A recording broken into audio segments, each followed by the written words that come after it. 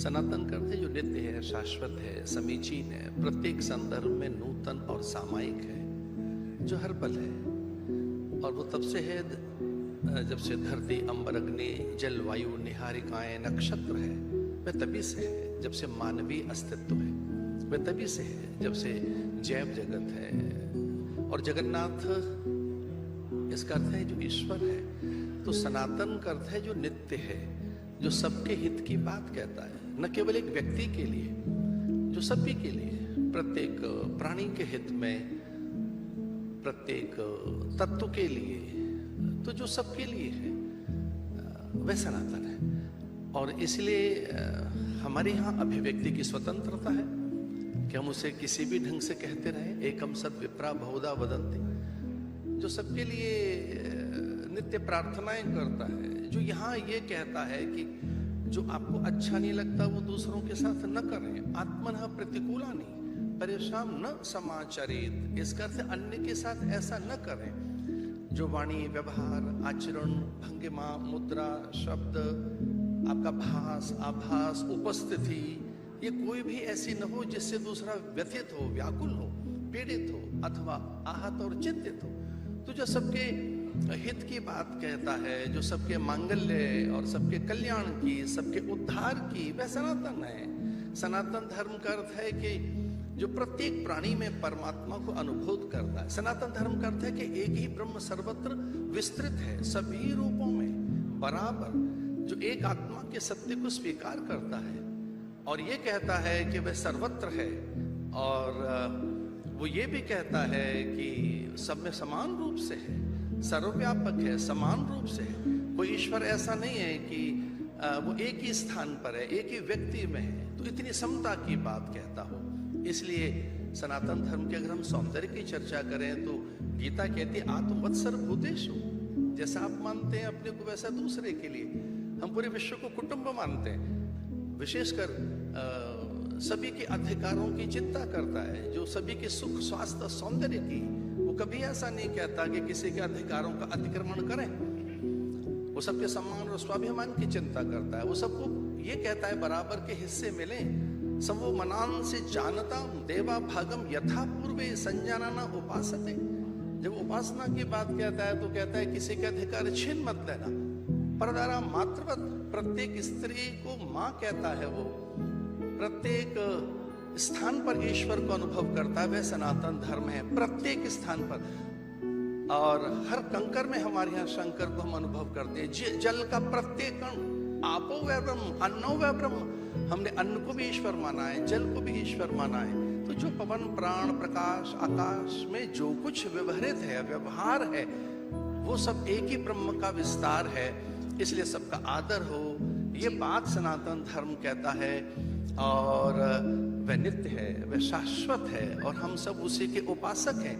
और मैं अत्यंत गौरवान्वित हूँ भारतीय संस्कृति का उपासक होने के नाते से। यह भारत की सनातन संस्कृति हमारे संस्कार, हमारी संवेदनाएं, हमारे आद्य विचार और वैदिक मूल्य, हमारी आर्ष परंपरा आज भी इसलिए जीवित है कि हम हिंसा की बात नहीं करते, कुछ छीनते नहीं है किसी का अनादर नहीं करते, किसी का अतिक्रमण नहीं करते। हमारा ये विश्वास है ही नहीं कि हम दूसरों के अधिकार छीन लें किसी के, क्योंकि हमारे देश का प्रधानमंत्री उन विचारों को जीता है। आज उसी जागरण को लाने की जरूरत है और उसी आचरण को, केवल जागरण नहीं, जागरण और आचरण जब दोनों आएंगे, पक्का मानिए, और यही सनातन का प्रयास है। ये प्रयास नहीं है कि कोई मिट जाए, ये प्रयास नहीं है कि सब खत्म हो जाए या छोड़ दे, ये कोई सनातन का प्रयास नहीं है। सनातन कहता है बस अपने नजरिए को बदलो। जाने कितने, लगभग 47 संस्कृतियां, सभ्यताएं इस धरती पर जन्मी। बेबीलोन, मिस्र, रोम की, वे कहाँ हैं? कहीं दिखाई नहीं दे रहे हैं। आज भारत बढ़ता हुआ देश है। भारत की आर्थिक प्रगति, भारत का योग, आयुर्वेदिक औषधियां, भारत की आध्यात्मिक संवेदनाएं सर्वत्र स्वीकार्य हैं भारत। लेकिन ये जो आपने मुझसे पूछा कि धर्म अधर्म की लड़ाई है, मैं ये कहना चाहता हूँ कि भारत था, भारत रहेगा। अपने हितों के लिए, अपने अथवा तात्कालिक लाभ की पूर्ति के लिए बहुत से लोग आते जाते रहे हैं। इस देश ने बहुत लोगों को देखा है, वो कहीं टिक नहीं पाए हैं। इस देश में सनातन प्रकृति है, स्वभाव है, वह हमारा चरित्र है, वह हमारी चेतना है। सनातन का अर्थ है वो हमारे मूल गुण धर्मिता है, और वह हमारे रोम रोम में। हम धरती के ऊपर, हमें ये बात सीखनी होगी इजराइल के मुसलमानों से। इजराइल में 17 लाख मुसलमान रहते हैं और वो अपने देश के साथ खड़े हैं। इजराइल का मुसलमान इजराइल के साथ खड़ा है, और हमारे यहाँ का मुसलमान हमास के साथ खड़ा है। यहाँ पे बहुत से मुसलमान बंधु हमारे आज भी इजराइल के साथ हैं, हमारे साथ हैं। लेकिन यहाँ ये जो आप बात कर रहे हैं वो मैं 1528 की बात बताना चाहता हूँ। 1,68,000 नागाओं ने अपना बलिदान दिया, तब मीर बांकी ने वो मस्जिद तामीर की थी। 1,68,000 मेरे नागाओं का वहां पर रक्त गिरा है।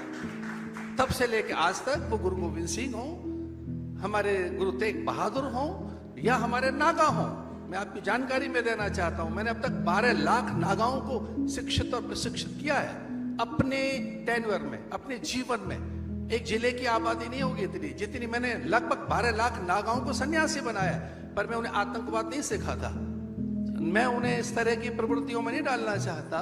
लेकिन हाँ, जब आवश्यकता आएगी, विश्वास कीजिए, भारत का सन्यासी सैनिक बनेगा और वो खड़ा होगा सीमाओं पर भारत के आन मान मर्यादा के लिए। और हाँ, हमारे यहाँ शस्त्र और शास्त्र दोनों रहे हैं। हमारी दुर्गा के पास खंग भंग पास, फेरी भिंदी पाल, शिव के पास त्रिशूल है, राम के पास कोदंड है जिसका नाम पिनाक है। ऐसा नहीं है कि हमारे देवता चुप बैठे रहे हैं। जहां वो चुप बैठा था हनुमान, उसके पास गदा भी है। तो मैं एक आचार्य हूं, भारत का प्रथम आचार्य। मैं शस्त्र और शास्त्र दोनों से ही प्रशिक्षित करता हूं अपने नागाओं को। और जब आवश्यकता आएगी तो मेरे साधु सीमा पर मिलेंगे, मेरे साधु सैनिकों के साथ कदम ताल करते हुए आपको दिखाई देंगे। आने दीजिए समय। ऐसा भारत का सन्यासी चुप नहीं बैठा है।